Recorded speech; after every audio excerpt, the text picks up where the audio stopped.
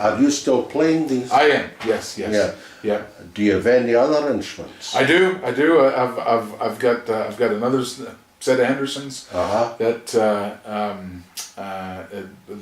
there's quite an interesting story about that, which Might as well tell us it. Okay, I'd be happy to. Yeah. I was living up in Ontario at this time, and we're talking, we're talking probably mid-80s, and my dad wanted to get back playing again. So I was playing his dad's pipes, and so he said to me, he says, be on the lookout for a set of pipes. So anyway, I'm sitting like going, pipes, even silver and ivory pipes in these days were $2,500 minimum, Yeah. So I met was looking around for pipes and going and pricing them and doing this and doing that, and you're sitting like going, goodness sakes. So a very good friend of my grandfather on my mum's side. My grandfather on my mum's side was a lovely guy. He was a What's guy. his name? His name was Donald McLean. Okay, Donald McLean. Right? Yes. Yeah. So he wasn't a piper, but he was a foreman at Ford's, and he was the kind of guy that just was a big brother, a big uncle to everybody. Okay. Everybody loved him. So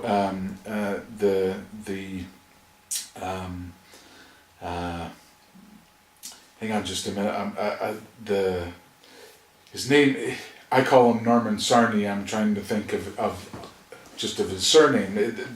When you're a Highlandman, you're Norman whatever, and where he lived at was Sarnia. Yeah. So anyway, there was Norman Sarnia, and then there was this guy called Bill Ferguson. Okay. So Bill Ferguson was a piper who was a Canadian piper who's had lineage to Northern Ireland. His father was a good friend of my grandfather's, and he actually came to Detroit on his honeymoon. And so my grandfather caught wind of this and said, you're not staying at a hotel, you're staying at our house, and vacated the room and all that kind of stuff. Anyway, long story short, this guy really loved my grandfather. So I was playing at the games in Sarnia in Ontario, and this thin man was over by a tree. He came over and he said to me, he says, are you Mary Catherine's son? Now, when you go to Highland Games, you're generally Sandy McPhee's boy. Yeah. And so I was really surprised at the fact that I was now Mary Catherine's son. I've always been Mary Catherine's son. Was my best friend, and so lost her in 2009. However, in this environment, it's not something that really happens. And I says, yeah. Oh well, let me tell you. Well, and he started talking to me, and he was lovely. And so he says, listen, what are you doing tonight? And I says, well, I was just going to drive back to St. Thomas, Ontario. He says, no. He says, you're coming and you're staying at the house. So anyway, went to his house. Long story short, he had me playing pipes and loved the pipes and this and that. And so I just happened to say to him, I says, these are my grandfather's pipes. I says, my dad is wanting these back because he wants to start playing again. So I'm looking for pipes. And so he says, oh, right. So he left the room and he came through with the set of silver and ivory Anderson bagpipes that hadn't been played in a number of years. Mm-hmm. So he says, do you mind hemping those up and putting them in your bag? I says, no, not at all. So had to tighten up the cords a wee bit, and just a wee bit of hemping and this and that. So anyway, was playing along, and as good a pipe, if not better, than my grandfather's. So he just wanted me to keep playing those pipes all night long, So kept playing, and so anyway, we went to bed. Late. Got up the next morning. He's making breakfast and stuff like that, and I said to him, I says, listen, it's been great, all that kind of stuff. I need to keep going. I've got to work tonight. I was working a night shift on that particular night at a tomato processing plant. But anyway, he says, well, he says, I heard those pipes being played last night, and he says, these pipes need to be played. And I says, okay. He said, so you take them with you, you play them, keep me informed on how they're doing to you, and if you get any prizes, let me know, or whatever, stuff like that. Just keep me up to date on your progress. And I says, great, aye, yeah, sure. So anytime I did a recital or I got prizes or anything else like that, I picked up the phone and I called Bill and I says, listen, Bill, I said, I got a third, or I got this, and one of the judge's comments on the sheet is great pipe and this and that, and he goes, oh, that's great, Donald. So the next year had come about, went back to Sarnia games, was playing along, stuff like this, and after I played, he had tears in his eyes. So he says it's lovely having the pipe being played. He says I'm really delighted at this.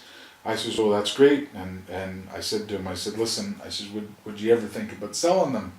He says, oh, well, he says, maybe one day. He says, maybe one day. He says, but you just keep playing them and you take care of them. So the following year, I didn't know this at the time, but I believe he was diagnosed with cancer. I didn't know this at this time, and so he said to me, he says, listen, this is the following year, he says, listen, I've decided to sell the pipes. And I says, oh, right. And now, a smart guy would have, put a tenner a week away or stuff like this. In these days, you don't think about stuff like that. And so you're sitting like going, where am I going to come up with $2.5 grand? What age were you then, roughly? I was probably 19.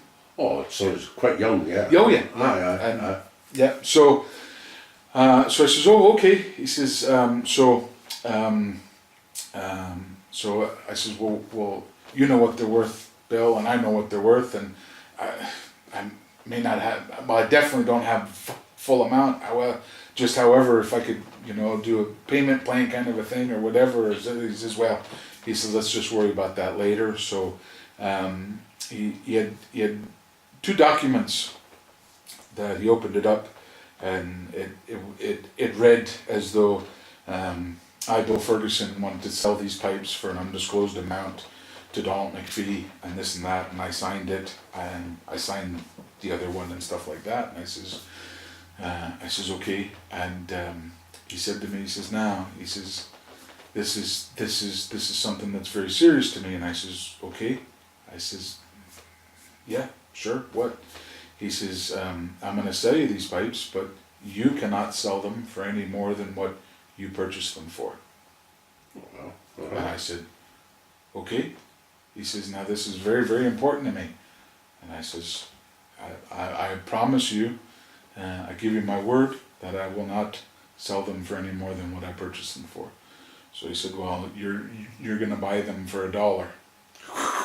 And so I said to him, well, and he Sarnia is on the border of Michigan and Ontario, so right.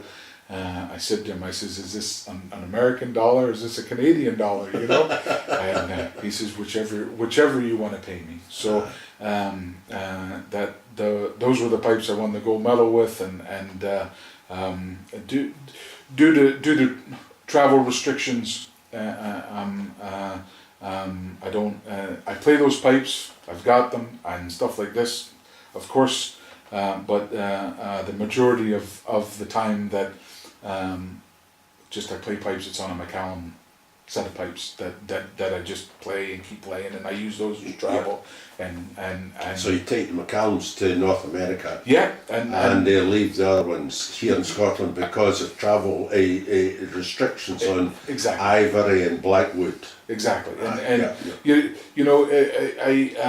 dad said to me, he says, well, he says, are you playing the pipes? Are you using them to pipe for dancing? And you're sitting there like going, Dad, in this country, when you pipe for dancing, moisture issues and stuff like that. So I